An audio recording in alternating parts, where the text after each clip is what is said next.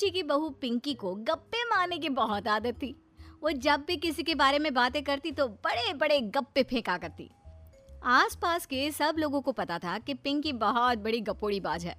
लोग उसकी बात पर विश्वास नहीं किया करते थे, लेकिन हाँ, उसकी बातें सुन सुनकर हंसते बहुत थे।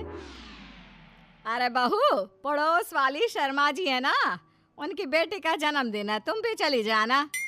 ठीक है मम्मी जी, ये तो बता दो गिफ्ट में लेकर क्या जाना है? अरे लेकर क्या जाना है, 250 का लिफाफा दे देना, बस काफी है। अरे मम्मी जी, अच्छा लगेगा क्या? पड़ोसी हैं हमारे, हमें कुछ बड़ा लेकर जाना चाहिए। अरे बहू, इतना काफी है।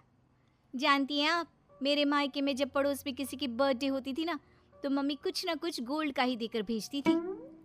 पड़ोसी के बर्थडे में सोना? कैसी बातें करती हो। और नहीं तो क्या, आपकी तरह थोड़ी ना लिफाफा पकड़ा दिया।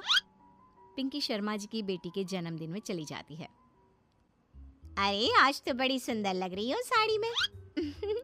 जी मैं तो लहंगा पहनकर आने वाली थी, मम्मी जी नहीं मानी। अरे बेटा, बर्थडे पार्टी में तो साड़ी चल जाती है, मेरा मतलब कोई शादी थोड़ी ना है। कैसी बात कर रही हैं आप आंटी जी? मेरे मायके में तो छोटे छोटे फंक्शन भी हम लोग लहंगा बनवाते थे बुटीक से, डिजाइन करवाकर। चाहे पड़ोस में किसी का जन्मदिन हो, मेरी मम्मी हमेशा बुटीक से नया लहंगा डिजाइन करवाती थी। मैंने तो ऐसा कहीं नहीं देखा, ये तो तुमने आज बड़े कमाल की बात बताई। अरे जाने दीजिए, कोई बात नहीं। और बताइए, आपकी बेटी नजर नहीं आ रही? अरे भाभी, मैं यहाँ हूँ, ये देखिए मेरा ड्रेस कैसा लग रहा है? ठीक ही है, मतलब बर्थडे के हिसाब से थोड़ा हल्का है ना। अरे भाभी, इतना सुंदर गाउन पहना है मैंने। मैं ना शादी से पहले अपने बर्थडे पर हमेशा जरी वाला लहंगा पहना करती थी, यही मैं तुम्हारी मम्मी को भी बता रही थी। इसके बाद केक काटने का प्रोग्राम शुरू होता है।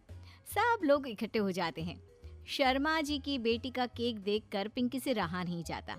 उसके अंदर का गपोड़ी बाज बाहर निकल कर आ जाता है। अरे इतना छोटा सा केक!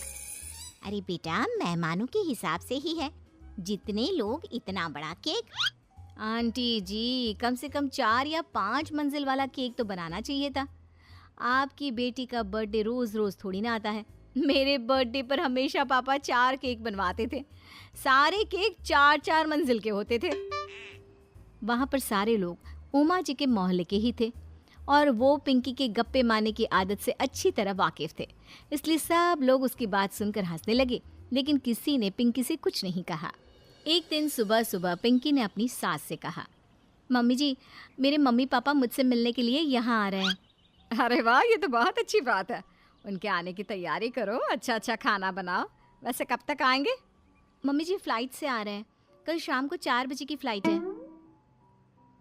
फ्लाइट? लेकिन बेटा तेरा मायका तो यहाँ से 2 घंटे की दूरी पर है, तेरे मम्मी पापा फ्लाइट से कब से आने लगे?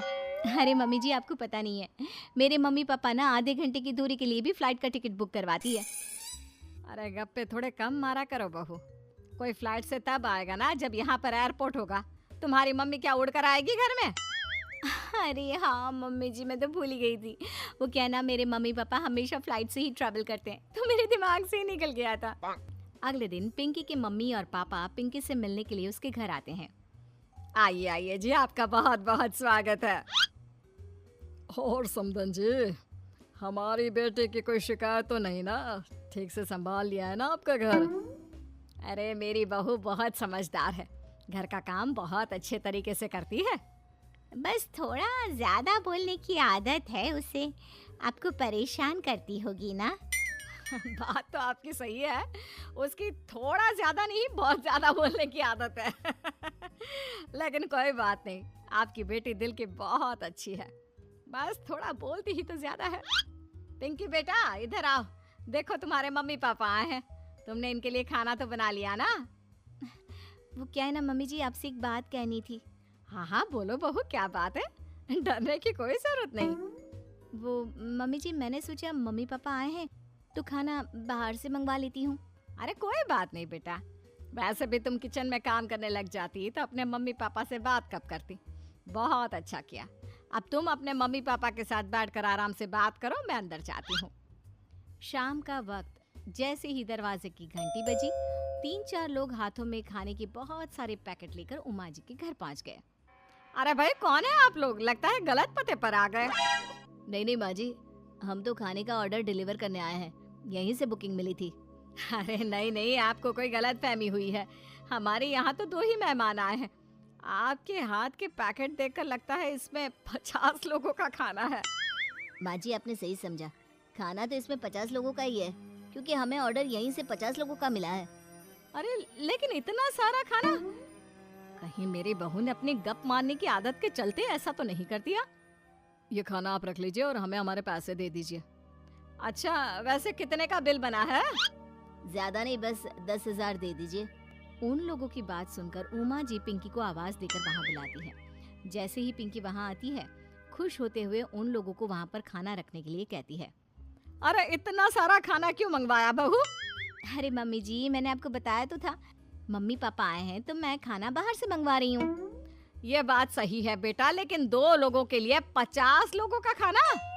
अरे मम्मी जी, कुछ कम पड़ जाए तो अच्छा थोड़ी ना लगता है, और मेरे मायके में तो ऐसा ही होता है, एक्स्ट्रा खाना मंगवाते हैं हम लोग। तभी पिंकी के मम्मी और पापा वहाँ पर आते हैं। अरे बेटा, एक्स्ट्रा खाना मंगवाने का मतलब ये थोड़ी ना होता है कि 2 लोगों के खाने के लिए 50 लोगों का खाना मंगवा लो। और बेटा, तुम्हारी गप मारने की आदत के चलते 10,000 का बिल आया है, तुम्हें नहीं लगता ये गलत है? देखो बहू, बढ़ा चढ़ाकर बातें करना अपनी जगह, लेकिन इतनी बड़ी बड़ी फेंकना भी गलत है ना। पहली बात तो इतने सारे पैसे लगे, और दूसरी बात खाना वेस्ट होगा। आप लोग ठीक कहते हैं, मैं आज के बाद अपनी इस आदत को कंट्रोल करने की कोशिश करूंगी और अब से गप थोड़ी कम मारा करूंगी। पिंकी की बात सुनकर सब लोग हंसने लगे।